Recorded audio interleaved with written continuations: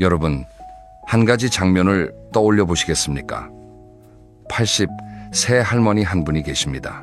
이 할머니는 매일 아침 동네 공원을 한 바퀴 돌고 장도 직접 보시고 손주들이 오면 함께 놀아주십니다. 주변 사람들이 말합니다. 어머님, 정말 정정하시다. 이 할머니의 비결이 뭘까요? 특별한 약을 드시는 걸까요? 아닙니다. 비결은 딱 하나, 운동입니다. 그런데 이번에는 정반대 이야기를 하나 해보겠습니다. 제가 알고 있는 한 어르신은 73세 남성분이셨습니다. 평소에 건강에는 자신이 있으셨어요. 별다른 병도 없고 혈압도 정상이셨거든요. 그런데 어느 겨울날 새벽 화장실에 가시려고 일어나다가 그만 미끄러지셨습니다. 엉덩이 뼈가 부러졌습니다. 수술을 받고 한 달 넘게 병원에 누워 계셨습니다. 문제는 그 다음이었습니다. 침대에 오래 누워 계시니까 근육이 빠르게 줄어들기 시작했습니다. 걸을 수 있게 된 뒤에도 예전처럼 혼자 걷는 게 어려워지셨어요. 결국 지팡이에 의지하게 되셨고 외출이 줄고 사람 만나는 일도 뜸해지셨습니다.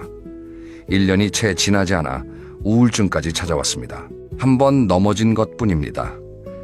고작 한 번이요. 그런데 그 한 번이 삶 전체를 바꿔놓았습니다. 여러분, 이건 드문 일이 아닙니다. 우리나라 65세 이상 어르신 중에서 낙상을 경험하는 비율이 해마다 수만 건에 달합니다. 그리고 넘어진 어르신의 상당수가 1년 안에 일상생활을 스스로 하기 어려운 상태가 됩니다. 무서운 이야기지요. 하지만 오늘 제가 드리고 싶은 말씀은 이겁니다. 이 모든 것을 막을 수 있는 가장 확실한 방법이 있다는 것입니다. 그리고 그 방법은 비싸지도 않고 어렵지도 않습니다. 오늘 이 영상을 끝까지 들어주시면 80이 넘어서도 내 발로 당당하게 걷고 내 손으로 내 삶을 챙길 수 있는 구체적인 운동 방법을 알게 되실 겁니다. 중간에 절대 놓치시면 안 되는 실전 동작도 알려드리고 많은 분들이 모르고 계시는 운동할 때의 치명적인 실수도 짚어드리겠습니다. 자, 그러면 지금부터 시작하겠습니다. 본격적인 운동 이야기에 들어가기 전에 먼저 우리 몸에서 무슨 일이 벌어지고 있는지를 아셔야 합니다. 이걸 모르면 왜 운동이 그토록 중요한지 진심으로 와닿지가 않거든요. 여러분, 혹시 저금통을 떠올려 보신 적 있으십니까? 어릴 때 돼지 저금통에 동전을 하나하나 넣었던 기억 다들 있으시죠? 우리 몸의 근육이 바로 이 저금통과 같습니다. 태어나서부터 30대 초반까지는 동전이 꾸준히 쌓입니다. 밥을 먹고 뛰어놀고 일을 하고 그러면서 근육이라는 동전이 저금통에 차곡차곡 들어가는 거지요. 그런데 문제는 30대 중반을 넘기면서부터입니다. 이때부터 저금통에 작은 구멍이 하나 생깁니다. 눈에 보이지 않을 만큼 아주 작은 구멍이요. 그래서 처음에는 잘 모릅니다. 하지만 이 구멍으로 해마다 동전이 조금씩 빠져나가기 시작합니다. 의학적으로 말씀드리면 30대 이후부터 우리 몸의 근육량은 매년 조금씩 감소합니다. 별것 아니네. 이렇게 생각하실 수 있습니다. 하지만 이게 10년, 20년, 30년 쌓이면 이야기가 완전히 달라집니다. 70대가 되면 20대 때의 근육량에 비해 상당 부분이 사라져 있을 수 있습니다. 거의 절반 가까이 줄어드시는 분도 계십니다. 이게 실제 생활에서 어떤 모습으로 나타나는지 한번 말씀드려 볼게요. 첫째, 계단이 무서워집니다. 예전에는 2층, 3층쯤이야 거뜬했는데 이제는 한 층만 올라가도 무릎이 시큰거리고 허벅지가 후들거립니다. 둘째, 무거운 짐을 들기가 힘들어집니다. 마트에서 쌀 한 포대 사오는 게 큰 일이 됩니다. 셋째, 아침에 침대에서 일어나는 것 자체가 고역이 됩니다. 아이고 허리야, 이 말이 절로 나오게 되지요. 그런데 근육만 빠지는 게 아닙니다. 뼈도 함께 약해집니다. 특히 여성분들은 폐경 이후에 뼈의 밀도가 급격히 낮아집니다. 남성분들도 예외는 아니에요. 나이가 들면 뼈를 만드는 세포의 활동이 느려지거든요. 뼈가 약해진다는 건 뭘 의미할까요? 똑같이 넘어져도 젊은 사람은 멍 하나로 끝날 일이 어르신에게는 골절로 이어진다는 뜻입니다. 특히 고관절, 그러니까 엉덩이뼈 골절은 노년기 삶의 질을 한순간에 무너뜨리는 가장 위험한 부상 중 하나입니다. 여기에 하나가 더 있습니다. 균형 감각이요. 나이가 들면 귀 속에 있는 평형기관의 기능이 떨어지고 발바닥의 감각도 둔해집니다. 눈도 예전 같지 않은 이 어두운 곳에서 잘 안 보이지요. 이 세 가지, 근육 감소, 뼈 약화, 균형 감각 저하, 이 세 가지가 겹치면 어떻게 될까요?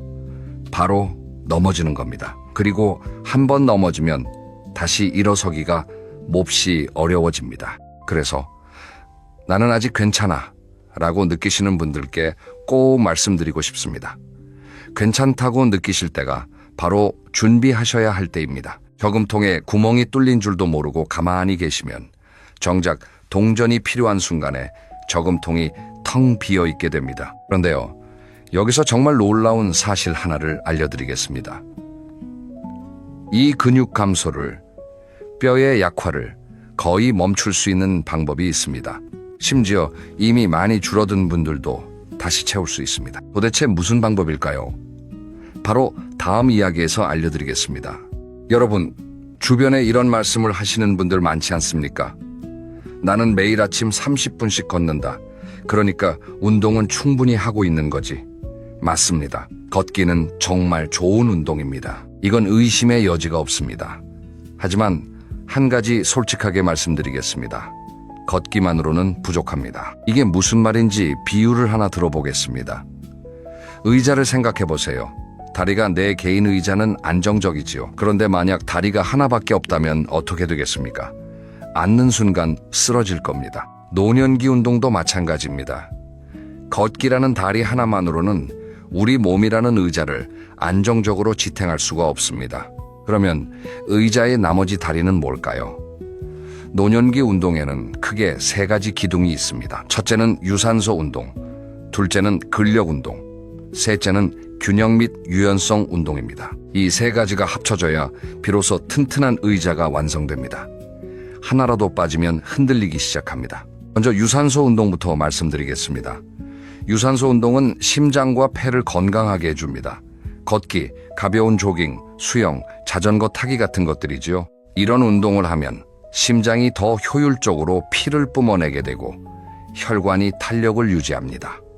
쉽게 말해서 몸 구석구석에 산소와 영양분을 잘 배달해주는 택배 시스템이 원활해지는 겁니다. 유산소 운동을 꾸준히 하시는 분들은 고혈압, 당뇨, 심장질환의 위험이 눈에 띄게 줄어듭니다. 또 머리도 맑아지고 기분도 좋아집니다.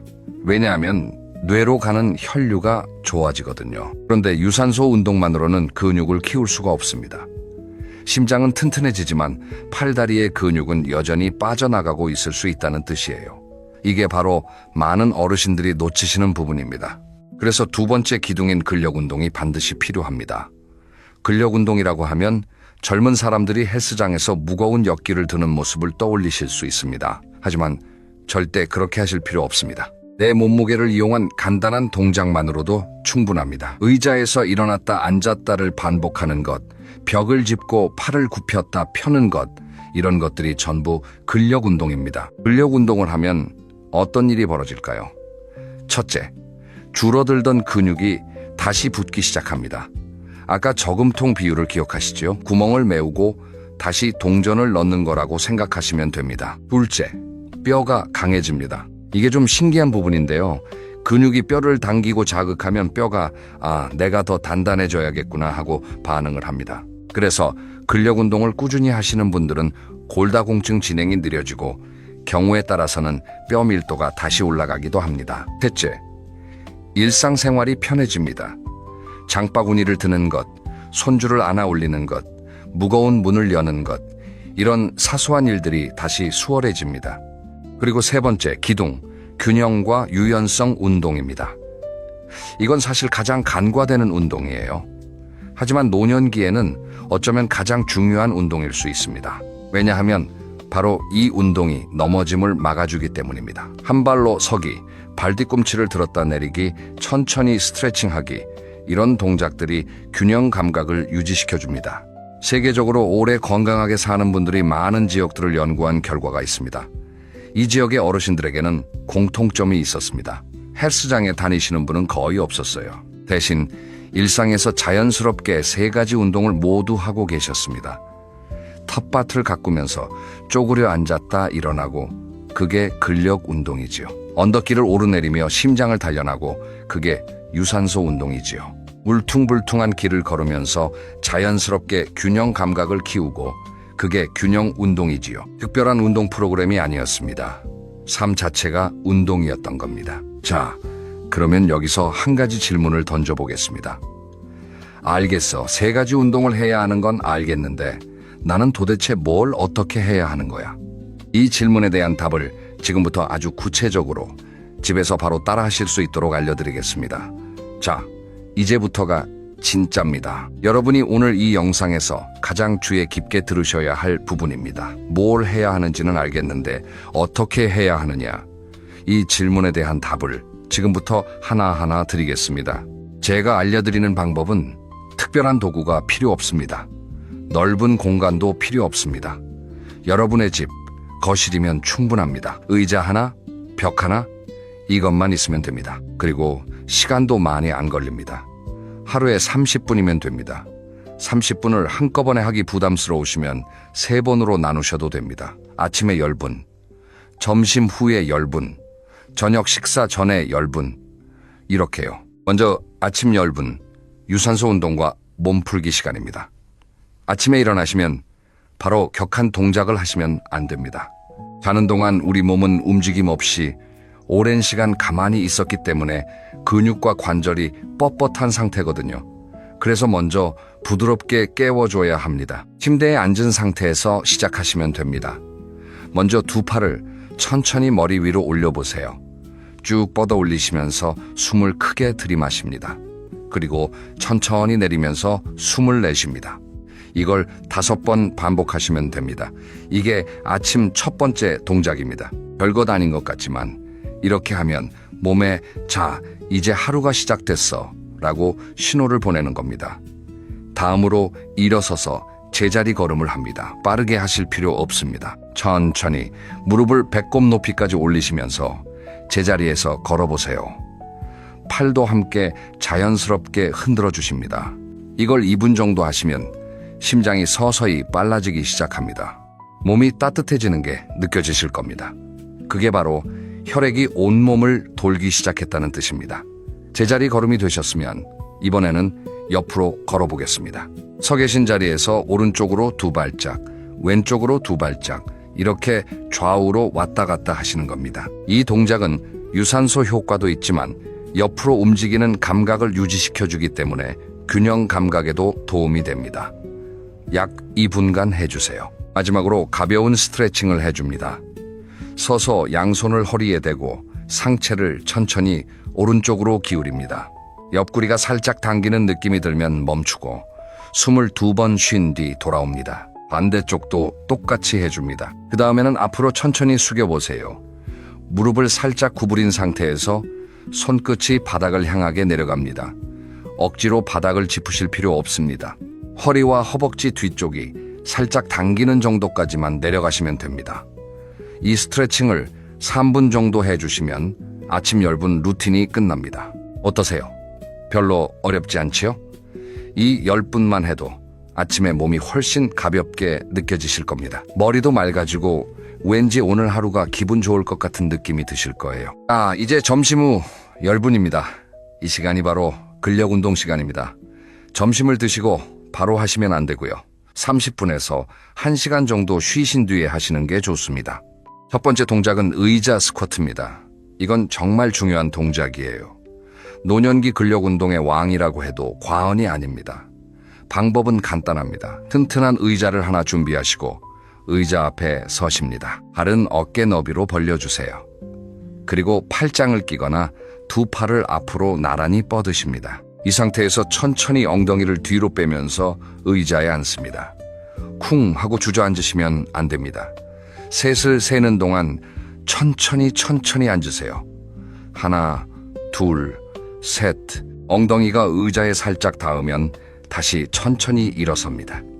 이때 중요한 건 무릎이 발끝보다 앞으로 나가지 않도록 하시는 겁니다. 엉덩이를 의자 쪽으로 쭉 빼신다는 느낌으로 앉으시면 무릎에 무리가 가지 않습니다. 이 동작을 10번 반복합니다. 10번 하고 나면 허벅지가 뜨끈해지는 느낌이 드실 겁니다. 혹시 10번이 힘드시면 5번만 하셔도 괜찮습니다. 중요한 건 꾸준히 하는 것이지 한 번에 많이 하는 게 아니거든요. 10번을 한 세트라고 하면 이 세트를 잠시 쉬었다가 한 번 더 하시면 됩니다. 2세트면 충분합니다. 이 의자 스쿼트 왜 이렇게 중요한지 아십니까? 이 동작 하나가 허벅지 앞쪽 근육, 엉덩이 근육, 종아리 근육을 동시에 단련시킵니다. 그리고 바로 이 근육들이 우리가 걷고 계단을 오르고 넘어지지 않도록 잡아주는 근육들입니다. 연구에 따르면 하체 근력을 유지하는 것만으로도 낙상 위험이 크게 줄어든다고 합니다. 그러니까 이 동작 하나만 매일 하셔도 여러분의 노후가 달라질 수 있다는 뜻입니다. 두 번째 동작은 벽 짚고 팔굽혀펴기입니다. 바닥에서 하는 팔굽혀펴기는 힘드시지요? 안 하셔도 됩니다. 벽을 이용하시면 됩니다. 벽에서 팔 하나 길이만큼 떨어져 서세요. 두 손을 어깨 너비로 벽에 짚습니다. 발은 가만히 두고 팔꿈치를 천천히 구부리면서 상체를 벽 쪽으로 기울입니다. 코가 벽에 거의 닿을 만큼 갔다가 다시 팔을 펴면서 돌아옵니다. 이것도 천천히 하셔야 합니다. 구부릴 때 셋을 세고 펼 때 셋을 세세요. 이 동작은 가슴 근육, 어깨 근육, 팔 뒤쪽 근육을 단련시킵니다. 이 근육들이 탄탄해지면 무거운 물건을 밀거나 들 때 한결 수월해집니다. 이것도 10번씩 2세트 해주시면 됩니다. 세 번째 동작은 뒤꿈치 들기입니다. 서 계신 상태에서 의자 등받이나 벽을 한 손으로 가볍게 잡으세요.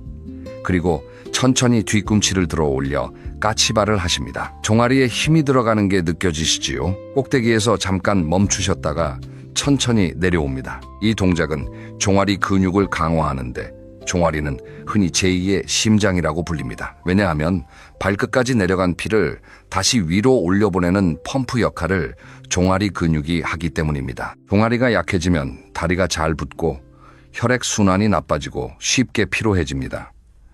이것도 15번씩 2세트 해주세요. 여기까지 하시면 점심 후 10분 근력 운동이 끝납니다. 느낌이 어떠실까요? 처음 하시는 분들은 조금 힘드실 수 있습니다. 근데 이 정도 힘든 느낌이 바로 근육이 자극을 받고 있다는 뜻입니다. 아까 말씀드린 저금통에 동전을 다시 넣고 있는 거예요. 이 정도쯤이야 하면서 꾸준히 하시면 2주, 3주만 지나도 좀 수월해졌는데 하는 느낌이 오실 겁니다. 이제 마지막 저녁 식사 전 10분입니다. 이 시간은 균형과 유연성에 집중하는 시간입니다. 첫 번째 동작, 한발석입니다. 이건 굉장히 단순한 동작이지만 효과가 놀라울 정도로 큽니다. 의자 등받이나 벽 옆에 서세요.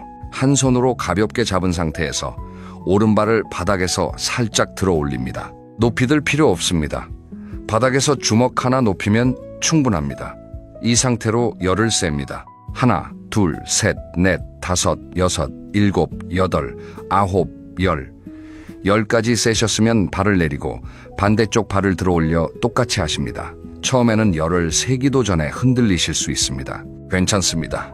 그게 정상이에요. 흔들린다는 건 우리 몸의 균형 시스템이 일을 하고 있다는 뜻입니다. 마치 근육통이 운동이 되고 있다는 신호인 것처럼 흔들림은 균형 감각이 훈련되고 있다는 신호입니다. 일주일만 해보세요. 흔들림이 확 줄어드는 걸 느끼실 겁니다. 양쪽 번갈아 가며 3번씩 해주세요. 두 번째 동작은 일자로 걷기입니다. 평소에 걷는 것과 다릅니다. 한 발 앞에 다른 발의 뒤꿈치를 바로 갖다 대면서 일직선으로 걷는 겁니다.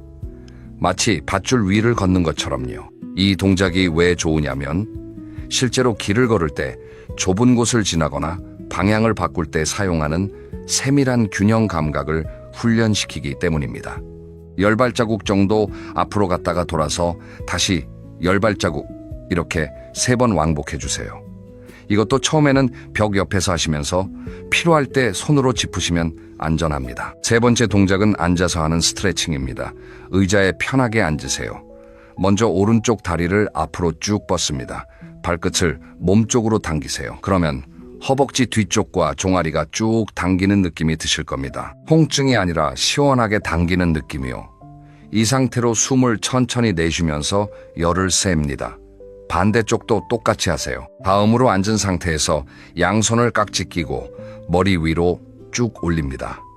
온몸이 위로 늘어나는 느낌으로 쭉 펴세요. 등이 결리시는 분들은 이 동작을 하시면 정말 시원하실 겁니다. 마지막으로 고개를 오른쪽으로 천천히 기울이고 왼쪽으로 기울이고 앞으로 숙이고 동그랗게 한 바퀴 돌려주세요. 목 주변 근육의 긴장이 풀리면서 머리가 한결 가벼워지실 겁니다. 여기까지가 저녁 열분 루틴입니다. 이 세 가지를 합치면 하루 30분이지요. 아침에 유산소와 몸풀기, 점심 후에 근력, 저녁 전에 균형과 유연성, 이 세 가지를 매일 하시면 여러분은 노년기 운동의 세 기둥을 빠짐없이 세우시는 겁니다. 그런데요, 여기서 한 가지 주의하셔야 할 것이 있습니다. 이 운동들을 하시면서 절대 하시면 안 되는 실수들이 있거든요. 이걸 모르고 하시면 오히려 몸이 상할 수 있습니다. 어떤 실수들인지 지금 바로 말씀드리겠습니다. 여러분, 운동은 약과 같습니다. 잘 쓰면 병을 고치지만 잘못 쓰면 오히려 탈이 납니다.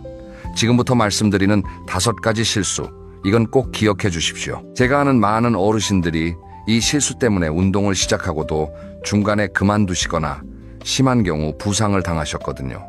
첫째, 준비 운동 없이 바로 시작하는 것입니다. 이건 정말 많은 분들이 하시는 실수예요. 에이, 그냥 하면 되지 뭘. 이러시면서 곧바로 동작에 들어가시는 거지요. 우리 몸은 자동차와 비슷합니다. 한겨울에 차 시동을 걸면 바로 출발하지 않지요? 엔진이 좀 달궈질 때까지 기다리잖아요. 우리 몸도 마찬가지입니다. 특히 나이가 들수록 근육과 관절이 뻣뻣한 상태에서 갑자기 힘을 주면 인대가 늘어나거나 관절에 무리가 갑니다. 반드시 5분이라도 가벼운 움직임으로 몸을 풀어주신 다음에 본 운동을 시작하세요. 아까 아침 루틴에서 알려드린 팔 올리기와 제자리 걸음, 이걸 하시면 됩니다. 둘째, 통증을 참고 버티는 것입니다. 아프면 효과가 있는 거 아니야? 이렇게 생각하시는 분들이 계십니다. 아닙니다. 이건 아주 위험한 오해입니다. 운동할 때 근육이 뻐근하고 힘든 느낌, 이건 괜찮습니다. 이건 근육이 일을 하고 있다는 정상적인 신호거든요. 하지만 콕콕 찌르는 듯한 통증이나 날카롭게 쑤시는 느낌이 드시면 즉시 멈추셔야 합니다. 특히 무릎, 허리, 어깨에서 이런 통증이 오면 절대 참으시면 안 됩니다. 뻐근한 느낌과 날카로운 통증, 이 두 가지는 분명히 다릅니다. 이 구분을 꼭 기억해 주세요. 셋째, 숨을 참는 것입니다. 이거 생각보다 많이 하시는 실수입니다.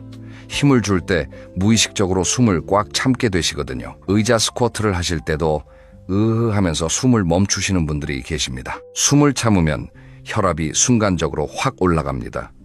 젊은 사람에게는 별 문제 없지만 고혈압이 있으시거나 심장이 약하신 분들에게는 위험할 수 있습니다. 원칙은 이렇습니다. 힘을 줄 때 숨을 내쉬고 힘을 뺄 때 숨을 들이마시세요. 의자 스쿼트로 예를 들면 앉을 때 숨을 들이마시고 일어날 때 후 하고 내쉬시면 됩니다. 넷째, 매일 같은 강도로만 하시는 것입니다. 처음에 의자 스쿼트 5번으로 시작하신 분이 한 달이 지나도 여전히 5번만 하고 계시는 경우가 있습니다. 물론 5번도 안 하시는 것보다 훨씬 낫습니다. 하지만 우리 몸은 똑똑해서 같은 자극에 금방 적응합니다. 처음에 힘들었던 5번이 이제 쉬워지셨다면 6번, 7번으로 조금씩 늘려주셔야 합니다. 이걸 전문 용어로 점진적 과부하라고 하는데 어려운 말은 잊으셔도 됩니다. 쉽게 말해서 좀 쉬워졌다 싶으면 한두 번 더 하자, 이겁니다. 대신 급하게 올리지 마세요. 일주일에 한두 번 정도씩만 추가하시면 됩니다. 다섯째, 아프면 완전히 쉬는 것입니다. 무릎이 좀 안 좋다, 허리가 좀 아프다, 그러시면 아예 운동을 중단하시는 분들이 계십니다. 물론 급성 통증이 있거나 의사 선생님이 쉬라고 하셨으면 쉬셔야 합니다. 하지만 가벼운 불편감 정도라면 아픈 부위를 피해서 할 수 있는 운동을 찾아 하시는 게 좋습니다. 무릎이 아프시면 상체 운동을 하시면 되고 어깨가 아프시면 하체 운동을 하시면 됩니다. 완전히 멈추시면 아까 말씀드린 근육 감소가 더 빠르게 진행됩니다. 이건 정말 안타까운 악순환이거든요. 아프니까 쉬고, 쉬니까 근육이 빠지고, 근육이 빠지니까 더 아프고, 이 고리를 끊으셔야 합니다. 물론 무리는 하지 마시되 완전히 멈추지는 마세요. 자, 이 5가지 실수를 피하시면 운동의 효과는 배로 올라가고 부상 위험은 크게 줄어듭니다. 다시 한번 정리해드리겠습니다. 첫째, 준비 운동은 반드시. 둘째, 날카로운 통증은 즉시 중단. 셋째, 숨은 참지 말고. 넷째, 점점 조금씩 늘리고. 다섯째, 아프더라도 완전히 멈추지 마세요. 그런데 말입니다. 이 모든 걸 알고 계셔도 정작 가장 어려운 게 있습니다. 그게 뭘까요? 바로 매일 하는 겁니다. 꾸준히 하는 것, 이게 제일 어렵습니다. 아시지요? 우리가 흔히 말하는 작심삼일이요. 어떻게 하면 이 작심삼일을 넘기고 운동을 내 습관으로 만들 수 있는지 지금부터 비밀을 하나 알려드리겠습니다. 여러분, 작심삼일이라는 말 참 잔인한 말 아닙니까? 마음을 먹은 지 3일이면 무너진다. 근데 사실 이건 의지의 문제가 아닙니다. 우리 뇌가 원래 그렇게 만들어져 있거든요. 이걸 이해하시면 훨씬 마음이 편해지시고 대처법도 보입니다. 우리 뇌는 기본적으로 에너지를 아끼려고 합니다. 새로운 행동을 하려면 뇌가 많은 에너지를 써야 합니다. 뇌 입장에서는 힘들어. 예전처럼 편하게 하자. 이렇게 되는 거죠. 그래서 새로운 습관을 시작하면 처음 며칠은 의지와 열정으로 버틸 수 있지만 그 에너지가 바닥나면 원래 상태로 돌아가려는 힘이 작용합니다. 이게 작심삼일의 정체입니다. 그러면 이걸 어떻게 이길 수 있을까요? 정답은 이기려 하지 말고 뇌를 속이는 겁니다. 뇌가 알아차리지 못할 만큼 아주 작게 시작하는 겁니다. 예를 들어 보겠습니다. 오늘부터 매일 30분 운동해야지 이렇게 결심하시면 뇌가 부담을 느낍니다. 대신 이렇게 해보세요. 오늘 의자에서 일어났다 앉았다를 3번만 하자. 3번이요. 30초도 안 걸립니다. 이렇게 작게 시작하면 뇌는 이 정도는 뭐 별거 아니네 하고 저항을 안 합니다. 그리고 신기한 일이 벌어집니다. 3번 하고 나면 에이 여기까지 한 거 5번 하지 뭐 이렇게 되거든요. 이게 바로 심리학에서 말하는 시작의 원리입니다. 시작이 반이라는 옛말이 괜히 있는 게 아니에요. 두 번째 전략은 기존 습관에 운동을 묶는 겁니다. 새로운 습관을 만드는 건 어렵지만 이미 하고 있는 습관에 붙이는 건 훨씬 쉽습니다. 예를 들면 이런 겁니다.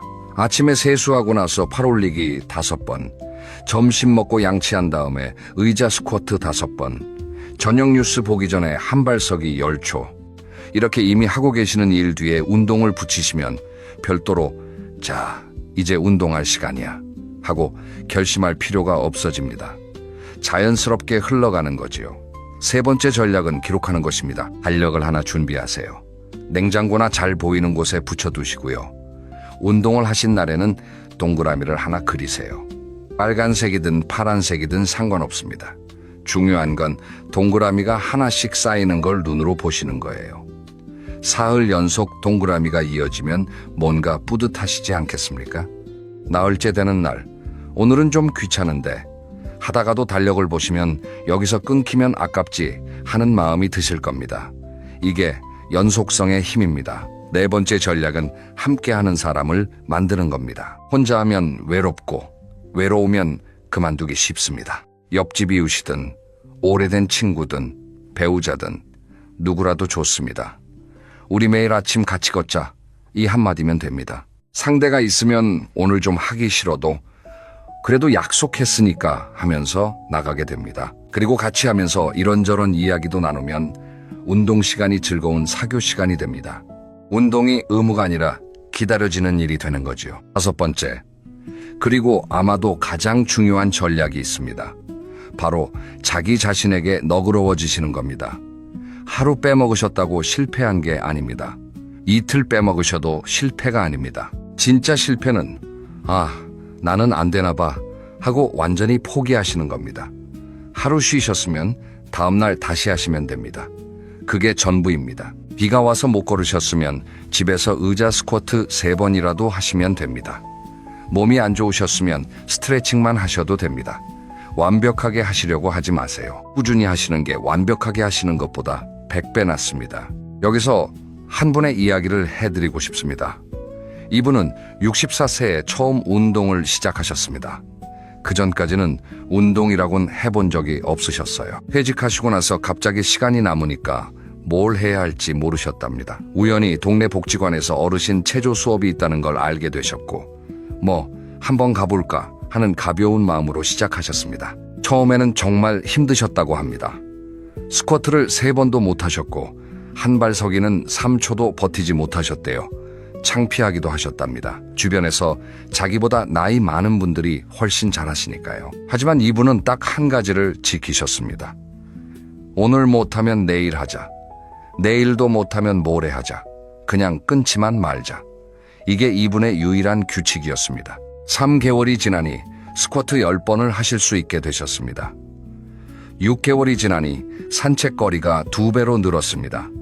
1년이 지나니 무릎 통증이 눈에 띄게 줄어들었습니다. 지금 이분은 80세이십니다. 64세에 시작해서 16년째 운동을 하고 계십니다. 매일 아침 동네 뒷산을 오르시고 일주일에 2번은 수영을 하시고 손주들과 함께 공원에서 뛰어노십니다. 이분이 항상 하시는 말씀이 있습니다. 나는 64세에 새로 태어났다. 여러분, 이 이야기에서 우리가 배울 수 있는 건 뭘까요? 첫째, 시작하기에 늦은 때는 없다는 것입니다. 여러분이 지금 50이든 60이든 70이든 80이든 오늘이 가장 빠른 날입니다. 둘째, 완벽하지 않아도 괜찮다는 것입니다. 3번밖에 못해도 괜찮습니다. 3초밖에 못 버텨도 괜찮습니다. 그 3번이, 그 3초가 내일의 4번과 4초가 됩니다. 셋째, 끊지만 않으면 반드시 변화가 온다는 것입니다. 우리 몸은 정직합니다. 주는 대로 반응합니다. 꾸준히 자극을 주시면 반드시 답을 해줍니다. 자, 여기까지 운동 습관을 만드는 심리 전략에 대해 말씀을 드렸습니다. 그런데 한 가지만 더 말씀드리겠습니다. 운동만 하신다고 해서 건강이 완성되는 건 아닙니다. 운동이 건강이라는 집의 기둥이라면 그 기둥만으로는 집이 완성되지 않거든요. 지붕도 있어야 하고 벽도 있어야 하고 바닥도 있어야 합니다. 운동과 함께 반드시 챙기셔야 할 것들이 있습니다. 여러분, 아무리 열심히 운동을 하셔도 밥을 제대로 안 드시면 근육은 생기지 않습니다. 이건 벽돌 없이 집을 짓겠다는 것과 같습니다. 아무리 인부를 많이 불러도 벽돌이 없으면 벽을 올릴 수가 없지요. 운동이 인부라면 음식은 벽돌입니다. 특히 단백질이요. 단백질은 근육의 재료입니다. 운동을 하면 근육 섬유에 미세한 자극이 생기고 몸이 이 자극을 회복하면서 근육이 더 튼튼해지는데 이 회복 과정에서 반드시 필요한 게 단백질입니다. 문제는 나이가 들수록 단백질 섭취가 부족해지기 쉽다는 거예요. 식사량 자체가 줄어드시고 고기나 생선이 부담스러워지셔서 밥과 반찬 위주로만 드시는 분들이 많거든요. 그래서 의식적으로 단백질을 챙기셔야 합니다.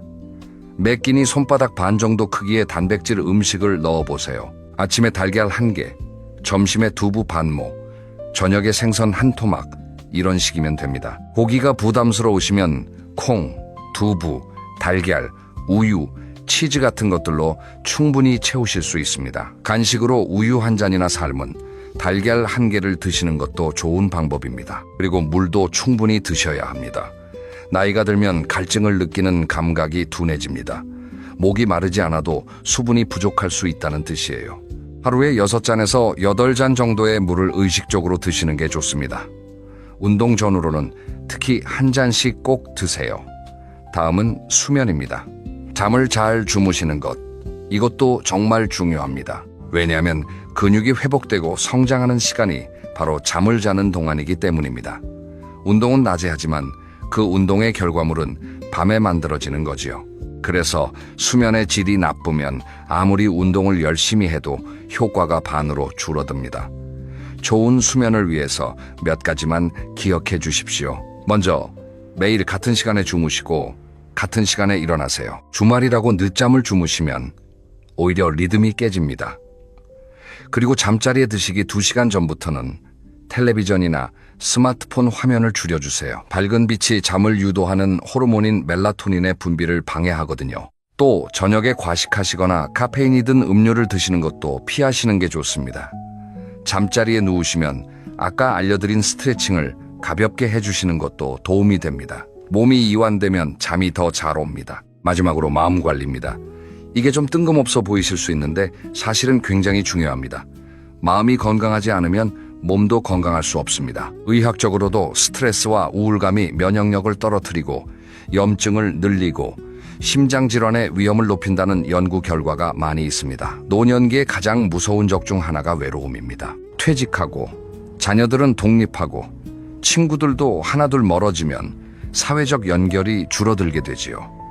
그런데 운동이 이 외로움을 해결하는 데도 도움을 줍니다. 앞에서 말씀드린 것처럼 함께 운동하는 동료를 만드시면 운동도 되고 사교도 됩니다. 동네 산책 모임, 복지관 체조 수업, 아침 공원 걷기 모임, 이런 것들에 참여해 보시면 자연스럽게 사람들과 만나게 되고 이야기를 나누게 되고 웃게 됩니다. 웃음은 최고의 약이라는 말, 이게 그냥 하는 말이 아니에요. 정말로 웃을 때 우리 몸에서 면역력을 높여주는 물질이 분비됩니다. 그리고 운동 자체가 기분을 좋게 만들어줍니다. 운동을 하면 뇌에서 기분을 좋게 하는 호르몬이 나옵니다. 그래서 운동하고 나면 기분이 상쾌해지고 세상이 좀 더 밝아 보이는 느낌이 드시는 거예요. 이건 기분 탓이 아니라 실제로 뇌에서 화학적 변화가 일어나는 겁니다. 여러분, 그러니까 정리하면 이렇습니다. 운동, 식사, 수면, 마음, 이 네 가지가 바퀴처럼 함께 돌아야 건강이라는 수레가 앞으로 나아갑니다. 한 바퀴만 빠져도 수레가 기울어집니다. 운동을 하시면서 단백질 챙기시고 잠 잘 주무시고 사람들과 만나시면서 즐겁게 사세요. 이 네 가지를 함께 하시면 여러분의 노년은 정말로 달라질 수 있습니다. 자, 이제 오늘 이야기를 마무리할 시간입니다. 오늘 참 많은 이야기를 나눴습니다. 이 많은 내용 중에서 딱 3가지만 기억해 주십시오. 첫째, 운동의 3기둥을 세우세요. 유산소, 근력, 균형. 이 3가지를 골고루 하셔야 합니다. 걷기만으로는 부족합니다. 의자 스쿼트와 한발 서기를 꼭 추가하세요.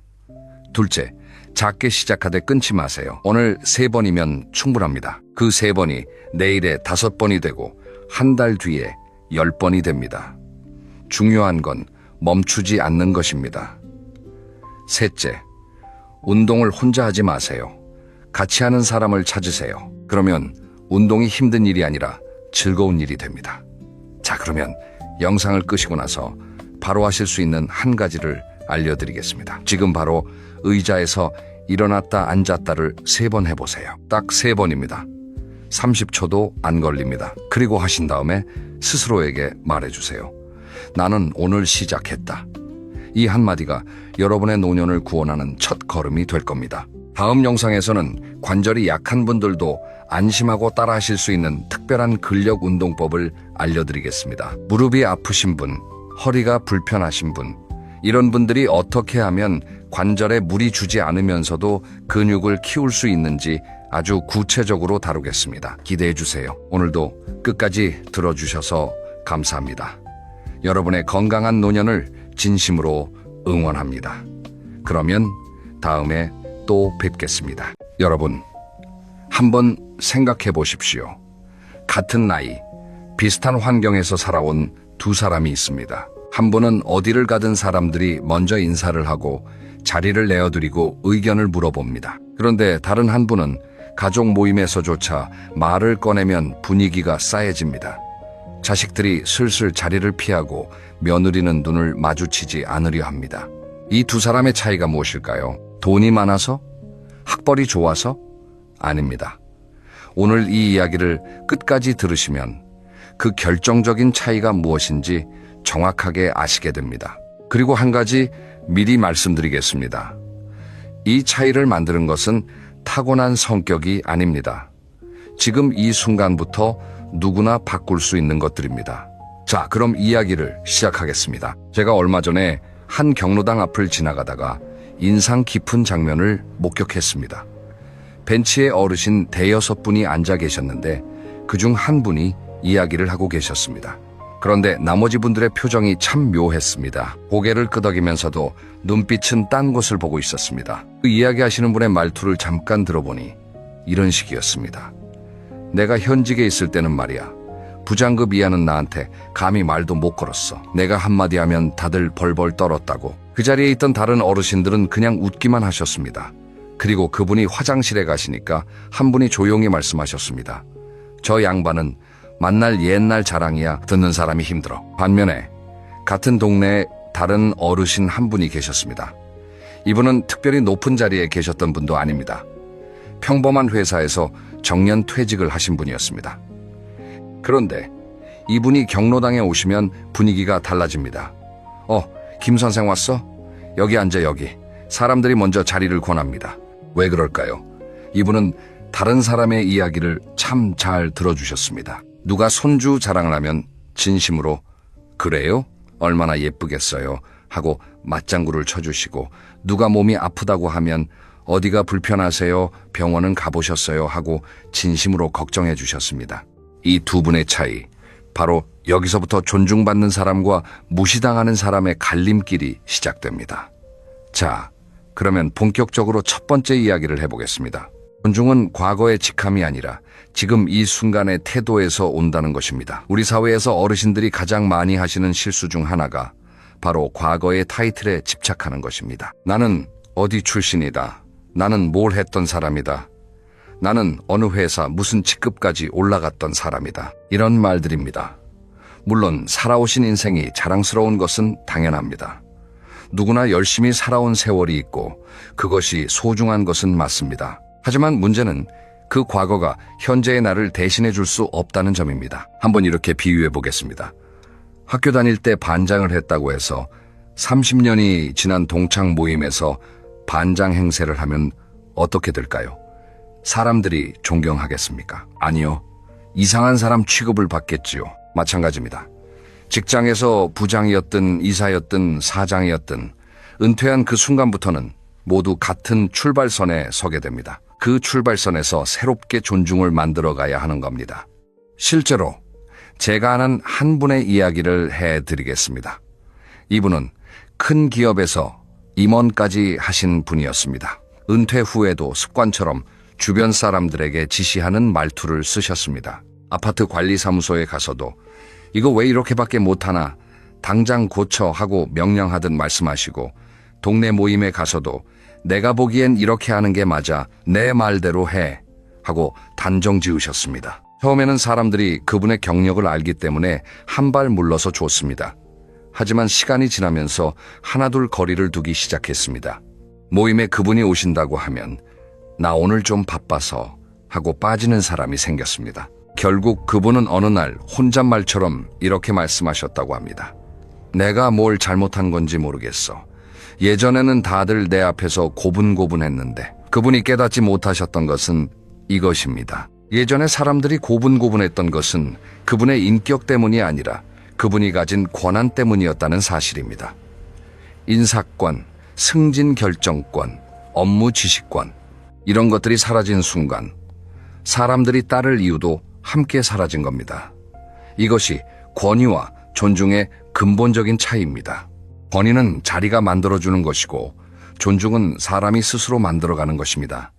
자리는 언젠가 반드시 내려놓게 되어 있습니다. 하지만 존중은 내려놓을 필요가 없습니다. 오히려 나이가 들수록 더 깊어질 수 있는 것입니다. 그렇다면 은퇴 후에 존중받는 태도란 어떤 것일까요? 아주 간단합니다. 지금 내 앞에 있는 사람을 있는 그대로 대하는 것입니다. 상대가 나보다 나이가 어리든 사회적 지위가 낮든 그 사람의 말에 귀를 기울이고 인정해 주는 것입니다. 이것이 쉬운 것 같지만 실제로는 매우 어렵습니다. 특히 오랫동안 높은 자리에 있었던 분들에게는 더 어렵습니다. 왜냐하면 수십 년 동안 지시하고 판단하고 결정하는 것에 익숙해져 있기 때문입니다. 그 습관을 바꾸는 것이 쉽지 않습니다. 하지만 바꿔야 합니다. 왜냐하면 우리가 앞으로 살아가야 할 시간은 직장에서의 시간보다 훨씬 더 길 수 있기 때문입니다. 60세에 은퇴해서 80세까지 산다면 20년입니다. 그 20년을 외롭게 보내실 겁니까? 아니면 사람들에게 둘러싸여 따뜻하게 보내실 겁니까? 그 선택은 지금 이 순간의 태도에 달려 있습니다. 한 가지 더 말씀드리고 싶은 것이 있습니다. 존중받는 어르신들에게는 공통적인 특징이 하나 있습니다. 그것은 바로 겸손입니다. 그런데 여기서 말하는 겸손은 비굴한 것과는 다릅니다. 자기 자신을 깎아내리는 것이 아닙니다. 자신이 모르는 것을 솔직하게 인정하고 다른 사람에게서 배울 수 있다는 것을 아는 자세입니다. 이게 뭐야? 나도 잘 모르겠네. 좀 알려줄래? 이렇게 말할 수 있는 용기. 이것이 진짜 겸손이고 이 겸손이 바로 존중으로 돌아옵니다. 자, 이제 두 번째 이야기로 넘어가겠습니다. 이번에는 말, 그러니까 언어 습관에 대한 이야기입니다. 존중받는 사람과 무시당하는 사람은 말하는 방식이 완전히 다릅니다. 여러분, 주변에 이런 분 한 분쯤은 계시지 않습니까? 만나기만 하면 자기 자랑을 하시는 분. 우리 아들이 어디 다닌다. 우리 딸이 뭘 한다. 우리 손주가 얼마나 똑똑한지 모른다. 처음에는 그러시구나 하고 들어줍니다. 하지만 만날 때마다 같은 이야기가 반복되면 어떻게 됩니까? 슬슬 피하게 됩니다. 전화가 와도 안 받고 싶어지고 모임에서 마주쳐도 다른 쪽으로 가고 싶어집니다. 그런데 더 심각한 것은 자랑이 아닙니다. 훈계입니다. 나이가 들면 인생 경험이 쌓이니까 후배나 자녀에게 조언을 해주고 싶은 마음이 생기는 것은 자연스럽습니다. 문제는 그 방식입니다. 너는 왜 맨날 그 모양이니? 내 말대로 했으면 벌써 잘 됐을 텐데. 요즘 젊은 것들은 버릇이 없어. 이런 식의 말이 입에서 나오고 있다면 솔직하게 말씀드리겠습니다. 이미 주변 사람들이 마음속으로 거리를 두고 있을 가능성이 높습니다. 훈계가 왜 문제가 될까요? 훈계의 본질은 내가 옳고 너는 틀리다는 구조입니다. 이것은 대화가 아닙니다. 일방적인 통보입니다. 사람은 누구나 자기가 존중받고 있다고 느낄 때 마음을 엽니다. 그런데 훈계를 받으면 어떤 기분이 듭니까? 내가 무시당하고 있구나. 내가 부족한 사람으로 취급받고 있구나. 이런 느낌이 들지 않겠습니까? 그러니 마음의 문을 닫는 것이 당연합니다. 비교하는 말도 마찬가지입니다. 옆집 아들은 벌써 과장인데 너는 뭐하니? 네 친구 누구는 아이를 셋이나 낳았다며 너는 왜 애를 안 갖니? 이런 말들은 본인은 걱정이 되어서 하는 말이라고 생각할 수 있습니다. 하지만 듣는 사람에게는 칼처럼 꽂힙니다. 존중은커녕 상처만 남기는 말입니다. 그리고 이런 말을 반복하면 결국 어떻게 됩니까? 자녀들이 연락을 피하게 됩니다. 명절에도 안 오려고 합니다. 그리고 그때서야 자식이 불효한다고 한탄을 하시는데 사실은 자식이 불효한 것이 아니라 말이 관계를 망가뜨린 것입니다. 그러면 존중받는 사람들은 어떻게 말할까요? 아주 단순한 차이가 있습니다. 첫째, 이들은 상대방의 말을 끝까지 듣습니다. 중간에 끊지 않습니다. 상대가 말을 다 마칠 때까지 기다립니다. 이것만으로도 상대방은 내가 존중받고 있다는 느낌을 받습니다. 둘째, 질문을 합니다. 너는 이렇게 해라고 지시하는 대신 넌 어떻게 생각하니? 하고 물어봅니다. 이 한마디가 관계를 완전히 바꿉니다. 왜냐하면 질문은 상대방의 의견을 존중한다는 뜻이기 때문입니다. 셋째, 인정을 잘 해줍니다. 그거 좋은 생각이네. 나는 그건 미처 몰랐어. 내 덕분에 하나 배웠다.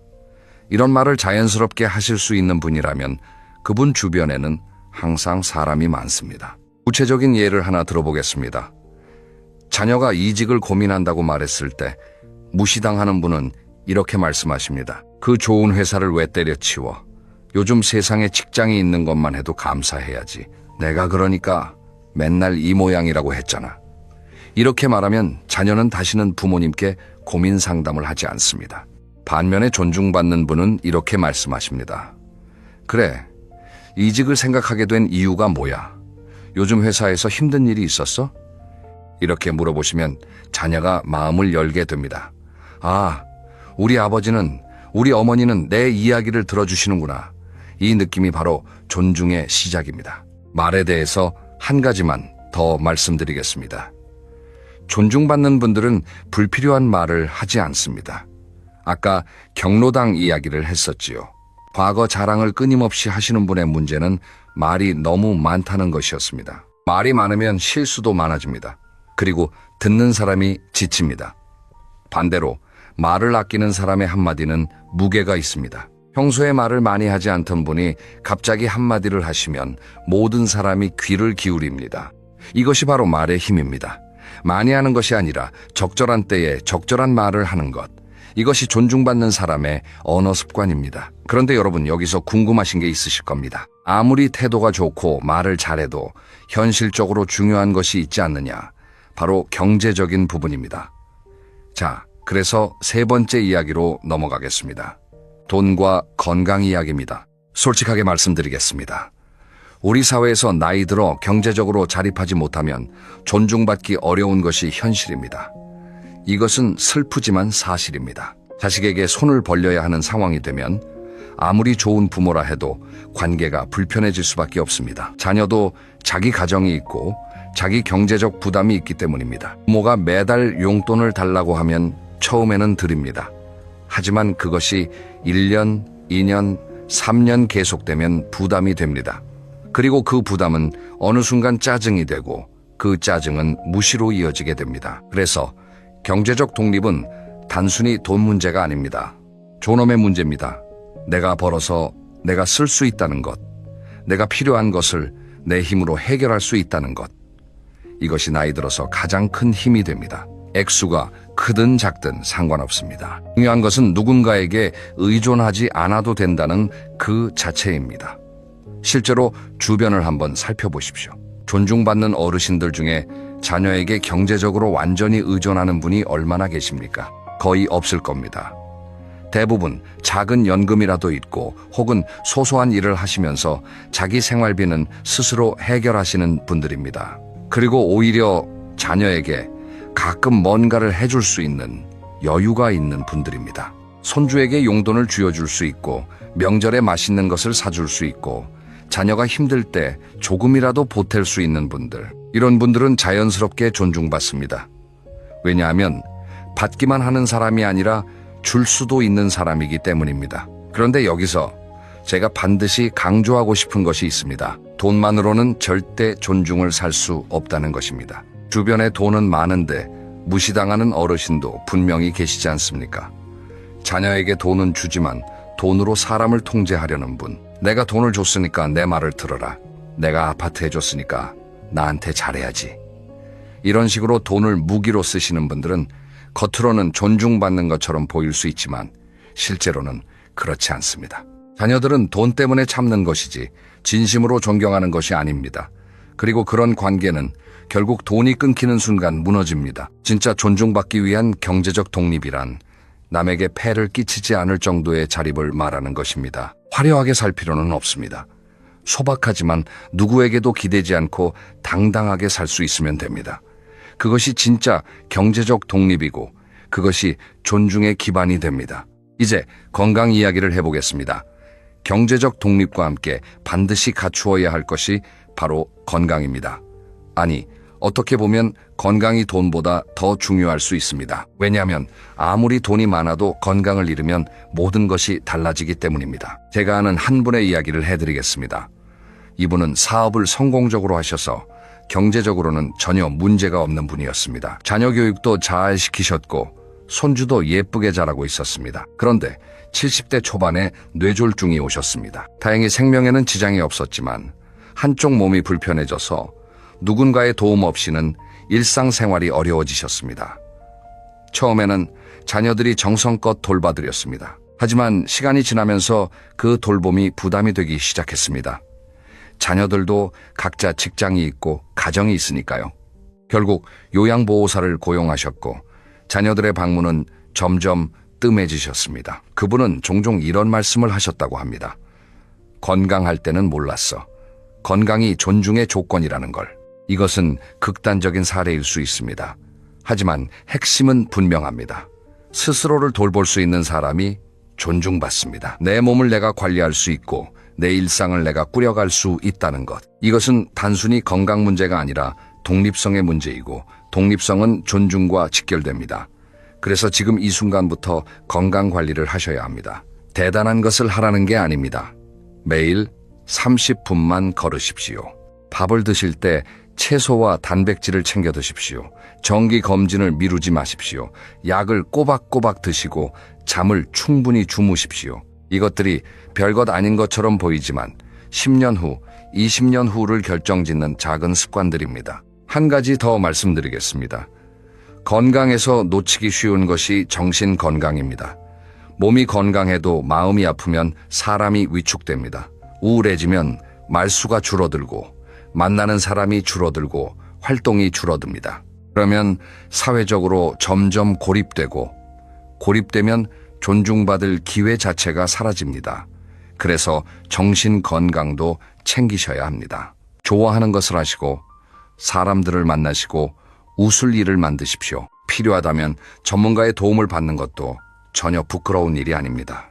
오히려 자기 자신을 챙길 줄 아는 현명한 선택입니다. 자, 정리해 보겠습니다. 경제적 독립과 건강은 존중받기 위한 현실적인 기반입니다. 하지만 이것만으로는 충분하지 않습니다. 돈이 있고 건강해도 사람을 밀어내는 행동을 하면 존중받지 못합니다. 반대로 경제적으로 넉넉하지 않아도 건강이 완벽하지 않아도 태도와 관계가 좋으면 존중받을 수 있습니다. 그래서 지금부터 드리는 네 번째 이야기가 중요합니다. 바로 관계의 기술, 적당한 거리두기에 대한 이야기입니다. 여러분, 자녀를 사랑하시지요? 당연히 사랑하십니다. 세상 어떤 부모가 자식을 사랑하지 않겠습니까? 문제는 사랑의 표현 방식입니다. 많은 부모님들이 사랑한다는 이유로 자녀의 삶에 지나치게 관여합니다. 결혼은 언제 할 거니? 집은 어디로 구할 거니? 아이 교육은 어떻게 시킬 거니? 돈은 어떻게 쓰고 있니? 이 모든 것이 걱정에서 비롯된 것이라는 건 알고 있습니다. 하지만 받아들이는 자녀의 입장에서는 이것이 걱정이 아니라 간섭으로 느껴집니다. 구체적인 상황을 하나 그려보겠습니다. 며느리가 아이를 자기 방식으로 키우고 있습니다. 요즘 육아 트렌드가 예전과 많이 다르지 않습니까? 아기 때 이유식을 만드는 방법도 다르고 훈육하는 방법도 다릅니다. 그런데 시어머니가 매번 이렇게 말씀하십니다. 우리 때는 그렇게 안 했어. 그렇게 하면 아이가 버릇 없어져. 내가 해봐서 아는데 이게 맞아. 이런 말씀을 반복하시면 며느리는 어떤 마음이 들겠습니까? 내가 무능한 엄마로 취급받고 있구나. 이런 느낌이 들 겁니다. 그리고 점점 시어머니를 만나는 것이 불편해집니다. 결국 아들에게 이렇게 말하게 됩니다. 당신 엄마 좀 어떻게 해봐. 그러면 아들은 양쪽 사이에서 끼어서 힘들어지고 온 가족이 불편해집니다. 이런 상황의 해결책은 무엇일까요? 바로 적당한 거리두기입니다. 도움을 주되 의견을 강요하지 않는 것입니다. 요청받지 않은 조언은 하지 않는 것입니다. 자녀가 도움을 요청하면 그때 기꺼이 도와주시면 됩니다. 하지만 요청하지 않았는데 먼저 나서서 이래라 저래라 하시면 그것은 도움이 아니라 간섭이 됩니다. 존중받는 부모님들의 공통점을 한번 살펴보겠습니다. 이분들은 자녀의 가정에 깊이 관여하지 않습니다. 자녀가 알아서 잘할 거라고 믿어줍니다. 물론 속으로는 걱정이 되실 겁니다. 하지만 그 걱정을 입 밖으로 매번 꺼내지 않습니다. 대신 조용히 지켜보면서 정말 필요한 순간에만 한마디 하십니다. 그 한마디가 훨씬 더 무게가 있고 자녀도 그 말에 진심으로 귀를 기울이게 됩니다. 한 가지 비유를 들어보겠습니다. 연을 날려보신 적 있으십니까? 연을 높이 올리려면 줄을 꽉 쥐고 있으면 안 됩니다. 적당히 풀어줘야 바람을 타고 높이 올라갑니다. 하지만 완전히 놓아버리면 연이 어디로 갈지 모릅니다. 적당히 쥐고 적당히 풀어주는 것. 이것이 바로 자녀와의 관계에서 필요한 거리감입니다. 실제로 자녀와의 관계가 좋은 어르신들의 이야기를 들어보면 공통적으로 하시는 말씀이 있습니다. 나는 그냥 필요할 때 있어주기만 하려고 해. 내가 나서면 오히려 부담이 되니까. 이 말 속에 엄청난 지혜가 담겨 있습니다. 필요할 때 있어주는 것. 그것이 진짜 사랑이고 그 사랑이 존중으로 돌아옵니다. 며느리나 사위와의 관계도 마찬가지입니다. 이분들은 내 자식의 배우자이지 내 자식이 아닙니다. 그러니까 나의 방식을 강요할 수 없는 독립적인 개인입니다. 이것을 인정하는 것이 관계의 출발점입니다. 며느리가 음식을 좀 다르게 만들어도 사위가 좀 다른 방식으로 생활해도 그것은 그 사람의 선택이고 그 사람의 삶입니다. 존중해야 합니다. 그래야 나도 존중받습니다. 자, 여기까지 들으시면서 이런 생각이 드실 수도 있습니다. 그래, 태도도 바꾸고 말도 조심하고 거리도 적당히 두면 되는 건 알겠어. 그런데 그러면 나는 뭘 하고 살지? 은퇴하고 자녀한테도 간섭하지 말라고 하고 그러면 하루 종일 뭘 하면서 시간을 보내나? 바로 이 질문에 대한 답이 5번째 이야기에 있습니다. 배움을 멈추지 않는 사람의 힘입니다. 여러분, 나이가 들면 새로운 것을 배우는 것이 어렵다고 생각하시는 분들이 많습니다. 이 나이에 무슨 공부야? 늙은이가 뭘 배워 머리가 안 돌아가는데 이런 말씀들을 하십니다. 하지만 이것은 사실이 아닙니다. 뇌과학자들의 연구에 따르면 인간의 뇌는 나이에 관계없이 새로운 것을 배울 수 있는 능력을 가지고 있습니다. 물론 20대처럼 빠르게 습득하기는 어렵습니다. 하지만 느리게라도 꾸준히 배우면 뇌가 계속 활성화되고 새로운 신경회로가 만들어진다고 합니다. 그런데 제가 말씀드리고 싶은 것은 뇌과학 이야기가 아닙니다. 배움이 관계에 미치는 영향입니다. 새로운 것을 배우는 어르신과 아무것도 배우지 않는 어르신, 이 두 분이 주변에 미치는 영향은 하늘과 땅 차이입니다. 예를 하나 들어보겠습니다.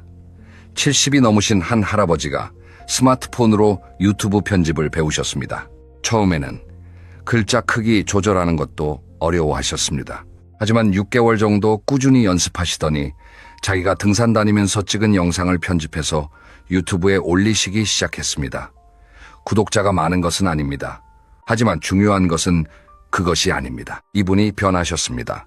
표정이 밝아지셨고 할 이야기가 생기셨습니다. 손주에게 유튜브 이야기를 하시면 손주가 눈을 반짝이면서 할아버지 정말요 대박이다 하고 관심을 보입니다. 자녀들도 아버지가 유튜브를 하신다니 이 나이에 대단하시다 하면서 존경의 눈길을 보냅니다. 반면에 아무것도 안 하시고 집에서 텔레비전만 보시는 분은 어떻게 됩니까? 할 이야기가 없습니다. 만나면 텔레비전에서 봤는데 세상이 말이야 하면서 부정적인 뉴스 이야기만 하시게 됩니다. 아니면 과거 이야기를 반복하시게 됩니다. 그러면 주변 사람들이 점점 멀어집니다. 새로운 것을 배우는 것은 단순히 지식을 쌓는 것이 아닙니다. 자기 자신에게 활력을 불어넣는 일이고 주변 사람들에게 긍정적인 에너지를 전달하는 일입니다. 그리고 이것이 바로 꼰대와 멋진 어른을 가르는 결정적인 한 끗입니다. 꼰대는 누구입니까? 세상이 변하는 것을 인정하지 않는 사람입니다. 요즘 것들은 다 틀렸어. 우리 때가 좋았지. 옛날 방식이 최고야. 이렇게 말씀하시는 분입니다. 이런 분에게 사람들이 존중을 보이겠습니까? 아닙니다. 속으로 또 시작이다 하면서 고개를 돌리게 됩니다. 멋진 어른은 다릅니다. 세상이 변하는 것을 인정하고 그 변화에서 배울 것을 찾는 사람입니다. 요즘은 이런 것도 있구나. 참 신기하다. 나도 한번 해봐야겠어. 이런 자세를 가진 분에게 사람들은 자연스럽게 존경심을 가지게 됩니다. 왜냐하면 나이가 들어서도 열린 마음으로 세상을 받아들이는 것은 결코 쉬운 일이 아니기 때문입니다. 그것을 해내는 분에게 사람들은 진심으로 멋있다고 느끼는 것입니다. 배움의 대상은 거창할 필요가 없습니다. 스마트폰 사용법을 좀 더 배우는 것도 좋고 그림을 그려보는 것도 좋고 요리를 새로 배우는 것도 좋습니다. 동네 문화센터에서 서예를 배우시는 분도 있고 늦깎이로 기타를 시작하신 분도 있습니다. 유튜브에서 영어 공부를 하시는 분도 있고 텃밭을 가꾸면서 농사 기술을 연구하시는 분도 있습니다. 무엇이든 좋습니다. 중요한 것은 새로운 것에 도전하고 있다는 그 자체입니다. 그 도전이 여러분을 빛나게 만들고 주변 사람들이 여러분을 존중하게 만드는 힘이 됩니다. 한 가지만 더 말씀드리겠습니다. 배움에는 한 가지 놀라운 부수 효과가 있습니다. 바로 대화 소재가 풍부해진다는 것입니다. 새로운 것을 배우면 새로운 이야기를 할 수 있습니다. 과거 이야기만 반복하는 것이 아니라 오늘 배운 것, 어제 경험한 것, 내일 해보고 싶은 것에 대해 이야기할 수 있습니다. 이런 사람과 대화하는 것은 즐겁습니다. 에너지가 있고 생동감이 있습니다. 사람들이 자연스럽게 모여듭니다. 그러니 배움은 존중받기 위한 가장 확실한 투자라고 할 수 있습니다. 자, 이제 마지막 6번째 이야기입니다. 지금까지 말씀드린 것들을 종합해서 오늘부터 바로 실천하실 수 있는 5가지를 정리해드리겠습니다. 첫째, 하루에 한 번 상대방의 말을 끝까지 듣는 연습을 하십시오. 가장 가까운 사람부터 시작하시면 됩니다. 배우자, 자녀, 친구, 누구든 좋습니다. 상대가 말을 할 때 중간에 끊지 않고 끝까지 들어주십시오. 그리고 다 들은 후에 한마디 하십시오. 그렇구나. 네 생각이 그렇구나. 이 간단한 연습만으로도 관계가 달라지기 시작합니다. 처음에는 어색할 수 있습니다. 중간에 끼어들고 싶은 마음이 굴뚝 같으실 겁니다. 하지만 참아보십시오. 3일, 5일, 일주일만 해보시면 상대방의 반응이 달라지는 것을 느끼실 수 있을 겁니다. 둘째, 과거 자랑은 하루에 딱 한 번으로 제한하십시오. 아예 안 하시는 것이 가장 좋지만 그것이 어려우시면 하루에 한 번만이라고 스스로 규칙을 정하십시오. 그리고 그 한 번도 짧게 하시고 상대방이 관심을 보일 때만 하십시오. 아무도 안 물어봤는데 내가 예전에 말이야 하면서 시작하시면 안 됩니다. 누군가 여쭤볼 때 그때 간단하게 말씀하시면 됩니다. 이것만 지켜도 주변 사람들의 반응이 확연히 달라집니다. 셋째, 자녀에게 요청받지 않은 조언은 하지 마십시오. 이것이 가장 어려운 실천이 될 수 있습니다. 왜냐하면 부모의 마음이라는 것이 자식이 걱정되면 자동으로 입이 열리기 때문입니다. 하지만 한번 생각해 보십시오. 내가 하는 이 말이 요청받은 조언인가 아니면 내가 참을 수 없어서 하는 말인가? 이 구분만 잘하셔도 자녀와의 관계가 훨씬 편안해집니다. 자녀가 도움을 요청할 때까지 기다리십시오. 그리고 요청하면 진심으로 도와주십시오. 이것이 존중받는 부모의 모습입니다. 넷째, 매주 하나씩 새로운 것을 시도하십시오. 거창한 것이 아니어도 됩니다. 이번 주에는 스마트폰 앱을 하나 새로 깔아보겠다. 다음 주에는 해보지 않았던 요리를 해보겠다. 그 다음 주에는 안 가본 길로 산책을 해보겠다. 이렇게 작은 것부터 시작하십시오. 중요한 것은 새로운 경험을 하고 있다는 사실 자체입니다. 그 경험이 쌓이면 대화 소재가 되고 그 대화 소재가 관계를 풍요롭게 만들어줍니다. 다섯째, 매일 30분 이상 걸으십시오. 건강이 존중의 기반이라고 말씀드렸습니다. 걷기는 가장 쉽고 가장 효과적인 건강관리 방법입니다. 아침에 걸으셔도 좋고 저녁 식사 후에 걸으셔도 좋습니다. 혼자 걸으셔도 되고 배우자나 친구와 함께 걸으시면 더 좋습니다. 걸으면서 맑은 공기를 마시고 주변 풍경을 보고 생각을 정리하다 보면 몸도 건강해지고 마음도 건강해집니다. 이것이 존중받는 노후를 위한 가장 기본적인 투자입니다. 이 5가지 다시 한번 정리해드리겠습니다. 하나, 상대방의 말을 끝까지 듣기. 둘, 과거 자랑 줄이기. 셋, 요청받지 않은 조언하지 않기. 넷, 매주 새로운 것 시도하기. 다섯, 매일 30분 걷기. 이 5가지만 꾸준히 실천하시면 3개월 후, 6개월 후 주변의 시선이 달라지는 것을 반드시 느끼실 수 있을 겁니다. 이제 오늘 이야기를 마무리하겠습니다. 오늘 긴 시간 동안 함께 해주셔서 감사합니다. 오늘 말씀드린 것을 한 문장으로 정리하면 이렇습니다. 존중은 나이에서 오는 것이 아니라 태도에서 오는 것이다. 과거의 직함이 아니라 지금의 모습이, 내가 하는 말이 아니라 내가 듣는 자세가, 내가 가진 것이 아니라 내가 베푸는 것이 존중을 만듭니다. 그리고 그 존중은 결코 거저 주어지는 것이 아닙니다. 매일매일 작은 노력으로 쌓아가는 것입니다. 어르신, 우리 모두 나이 먹는 것은 막을 수 없습니다. 하지만 어떻게 나이 드느냐는 선택할 수 있습니다. 오늘 이 영상을 보신 것만으로도 이미 첫걸음을 내디디신 겁니다. 스스로를 바꾸고 싶다는 마음, 더 나은 사람이 되고 싶다는 마음, 그것이야말로 존중받는 어른의 시작입니다. 마지막으로 한 가지 질문을 드리며 마치겠습니다. 10년 후에 내 주변에 남아있을 사람은 누구일까요? 그 사람들이 나를 어떤 눈으로 바라봐 주길 원하십니까? 그 눈빛 속에 존경이 담겨 있기를 바라신다면 오늘부터 시작하십시오. 지금이 가장 빠른 때입니다. 다음 영상에서는 나이 들수록 반드시 멀리해야 할 사람의 특징에 대해 이야기해 보겠습니다. 내 곁에 두면 나를 병들게 하는 사람이 누구인지, 어떻게 구별하고 어떻게 거리를 두어야 하는지 구체적인 방법까지 알려드리겠습니다. 궁금하시면 구독과 알림 설정을 눌러주십시오. 그러면 새 영상이 올라올 때 바로 알림을 받으실 수 있습니다. 오늘도 건강하고 존중받는 하루 보내시길 바랍니다. 감사합니다.